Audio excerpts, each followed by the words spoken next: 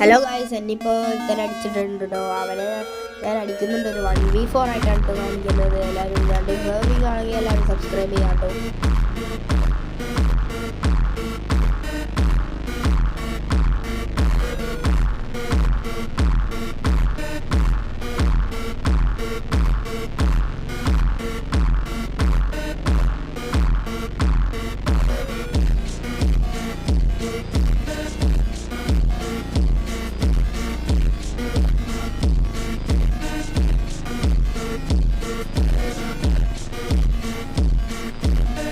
One v three ട്ടോ guys.